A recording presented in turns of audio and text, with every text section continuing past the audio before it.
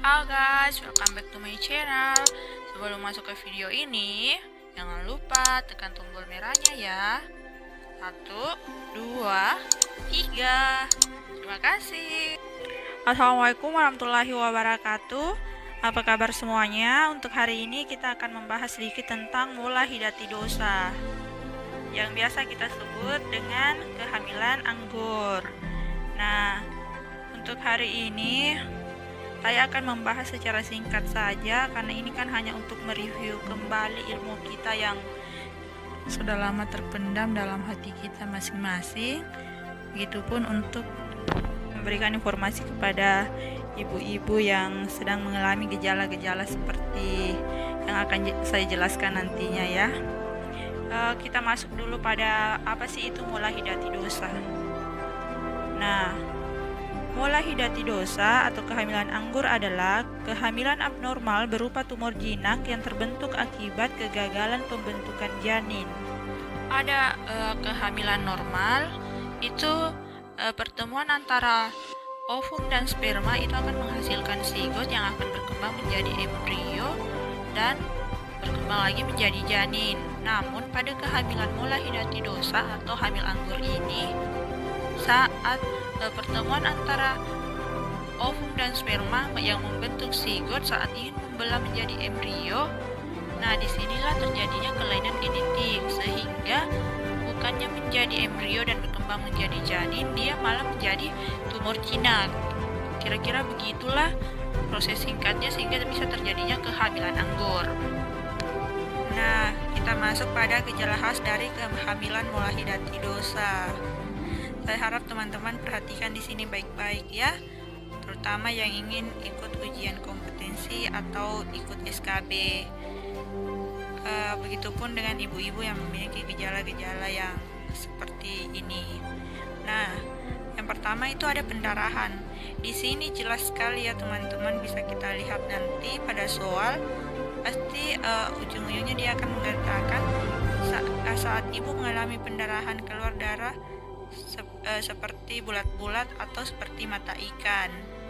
Begitupun dengan ibu-ibu yang mengalami gejala seperti ini ketika hamil muda, coba ibu dan mengalami pendarahan, coba ibu-ibu perhatikan bagaimana jenis darah yang keluar. Jika jenis darahnya itu berbiji-biji seperti mata ikan atau bulat-bulat, ada kemungkinan itu adalah gejala dari kehamilan anggur atau mula hidati dosa. Kemudian TFU lebih besar dari usia kehamilan. Ya, ini pasti juga sangat jelas ya teman-teman. Ini kan mula hidati dosa itu adalah tumor jinak. Jadi otomatis perkembangannya itu akan lebih cepat dibandingkan dengan kehamilan pada biasanya. Yang perlu kalian benar-benar ingat itu, mula hidati dosa itu adalah tumor jinak. Jadi semuanya pasti akan berkembang lebih cepat. Kemudian tidak ada tanda-tanda pasti kehamilan. Kita kan sebelumnya sudah pelajari tentang tanda-tanda pasti kehamilan. Itu tanda-tanda dan gejalanya itu tidak ada. Kadar beta HCG-nya tinggi, ya wajar lah. Itu kan tumor, jadi otomatis semuanya itu tuh akan lebih tinggi dibandingkan biasanya. Kemudian saat kita melakukan DJJ itu tidak ada tekanan, karena kan ini bukan janin, ini tumor, jadi otomatis DJJ-nya tidak terdengar, baik itu menggunakan lenek, menggunakan Doppler, ataupun saat USG. Selanjutnya dapat menyebabkan keganasan. Nah, sebagaimana kita ketahui bahwa semua tumor itu nanti akan berkembang, baik itu dia akan menjadi jinak atau menjadi ganas. Ketika tumor ini sudah menjadi ganas, nah itu akan menyebabkan kanker. Itu yang biasa kita sebut dengan karsinoma. Ini adalah satu-satunya kanker yang kita tahu penyebabnya, yaitu berasal dari kehamilan anggur. USG tampak seperti badai salju. Nah, jika kita seorang bidan, kemudian kita dapat gejala-gejala atau tanda-tanda seperti ini, kita wajib merujuknya ke dokter. Nah, di dokter nanti dilakukan USG. Hasil USG sebagainya itu akan muncul seperti badai salju. Bagi yang sering nonton drama Korea pasti tahu lah bagaimana itu badai salju.